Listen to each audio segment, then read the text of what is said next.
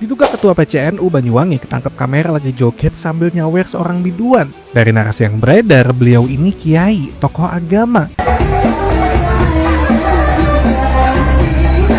Bagi seorang kiai tidak pantas melakukan hal tersebut, dan saya yakin juga orang-orang di NU pun tidak membenarkan itu. Namun memang kita tidak bisa pungkiri juga ya bahwa memang pengajian dangdutan ini masih menjadi problem di negara kita. Jika ini terus-terusan dibiarkan, ini akan berbahaya kepada masyarakat. Orang-orang awam akan melihat pengajian itu tempat hiburan, joget-joget, bukan lagi tempat mencari ilmu. Assalamualaikum warahmatullahi wabarakatuh. Beberapa hari yang lalu sempat viral acara Isra Mi'raj tapi diisi dengan joget-jogetan, teman-teman ya.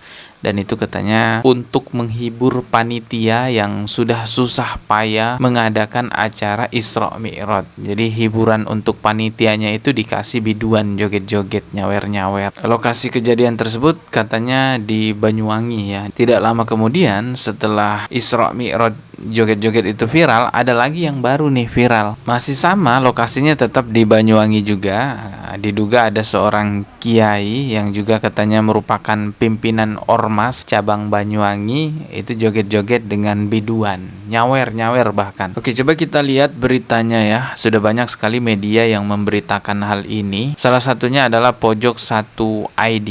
Ini udah centang biru medianya ya. Ya, jadi seharusnya valid nih yang diberitakan. Coba kita lihat dulu beritanya. Toh, kiai kok joget sambil nyawer biduan?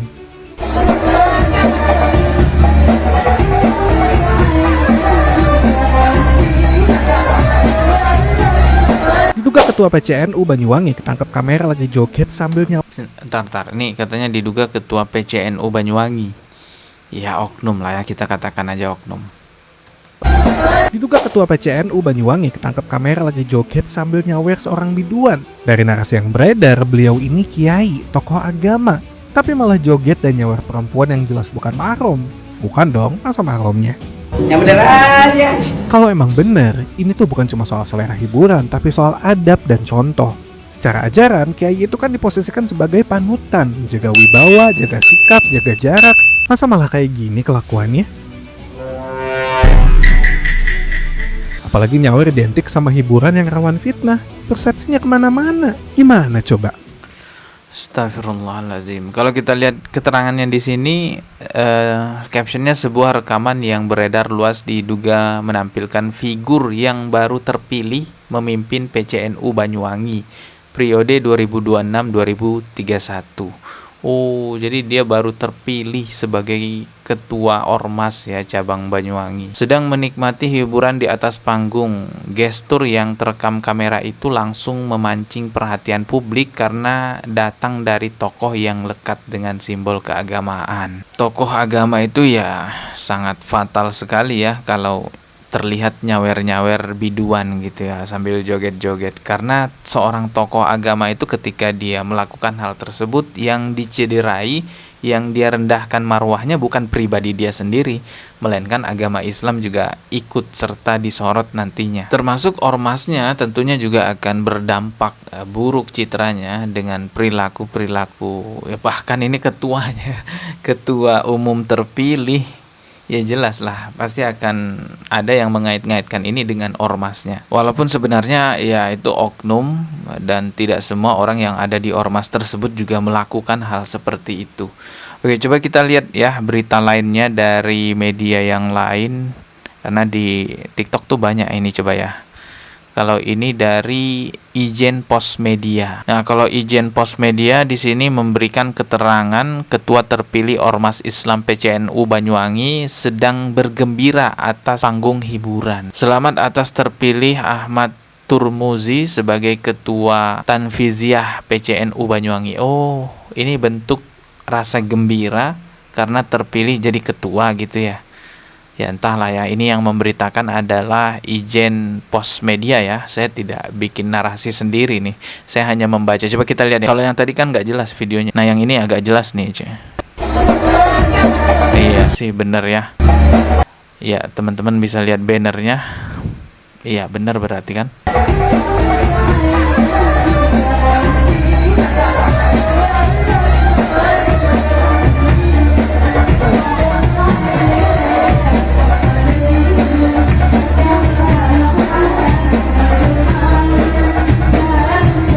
kalau dari beritanya Ijen Pos Media ini, ya narasinya ya katanya Pak Turmuzi ini mengekspresikan kegembiraannya. Tapi kalau kita lihat di kolom komentar ada yang bilang, video lama muncul itu ketika ada kedatangan Gus Ipul di Ponpes Ibnu Sina, Jalan Genteng. Ada yang bilang nih video lama, teman-teman ya. Ada juga yang berkomentar itu video lama sewaktu acara penutupan dan beliau belum jadi ketua PCNU Kabupaten Banyuwangi. Mohon yang unggah video ini diperjelas biar tidak menimbulkan fitnah. Jadi simpang siur juga nih, yang mana yang benar nih. Katanya ini video lama, tapi media juga ada yang memberitakan bahwa ini adalah video ungkapan bahagia ketua ya PCNU Banyuwangi. Tapi apapun itu konteksnya ya, mau itu bergembira karena terpilih sebagai ketua PCNU atau bergembira karena kedatangan ini dan itu, tetap saja bagi seorang kiai tidak pantas melakukan hal tersebut. Dan saya yakin juga orang-orang di NU pun tidak membenarkan itu. Namun memang kita tidak bisa pungkiri juga ya bahwa memang pengajian dangdutan ini masih menjadi problem di negara kita. Masih ada aja orang-orang yang melakukan hal tersebut walaupun sudah banyak yang mengecamnya. Pengajian dangdutan ini bukan suatu kehilafan ya. Ini memang suatu kekeliruan, suatu hal yang buruk tapi dinormalisasi di kalangan orang-orang tertentu atau di kelompok orang-orang tertentu. Kalau hilaf itu harusnya terjadi satu kali, setelah itu udah nggak akan terjadi lagi. Tapi ini kan bukan hilaf, melainkan memang dinormalisasi, makanya terjadi di banyak tempat di waktu yang berbeda-beda. Ada yang terjadi di acara sholawatan, ada yang terjadi di acara maulid, ada yang terjadi di acara Isra Mi'raj yang kayak baru-baru ini viral, bahkan juga ada yang terjadi di acara peresmian masjid. Sekali lagi saya tegaskan bahwa ini adalah kekeliruan yang dinormalisasi, atau kalau saya mau lebih kasar lagi ngomongnya, ini adalah kebodohan yang dinormalisasi. Biasanya mereka itu kan berdalih bahwa ini adalah strategi dakwah, menghadirkan biduan di pengajian itu nantinya bisa menarik banyak penonton, banyak masyarakat agar mau hadir di pengajian tersebut. Yang perlu dipahami adalah kemaksiatan itu tidak akan menjadi halal meskipun tujuannya baik, niatnya baik. Pengajian itu bagus, tapi kenapa harus pakai cara yang haram untuk mengumpulkan orang hadir di pengajian itu? Jika ini terus-terusan dibiarkan, ini akan berbahaya kepada masyarakat. Nanti masyarakat akan terbiasa mencampurkan agama kita dengan kemaksiatan. Orang-orang awam akan melihat pengajian itu tempat hiburan, joget-joget, bukan lagi tempat mencari ilmu. Maka ini harus diluruskan sama-sama kita sebagai muslim, apapun ormasnya, apapun manhajnya, dimanapun daerahnya. Kalau terjadi seperti ini, yuk sama-sama kita berantas hal seperti ini. Mencampurkan kemaksiatan dengan ibadah itu penghinaan terhadap agama Islam. Semoga ke depan tidak ada lagi yang seperti ini ya. Kita ketemu lagi di video berikutnya. Subscribe dan juga loncengnya ditekan sebagai notifikasi. Wassalamualaikum warahmatullahi wabarakatuh.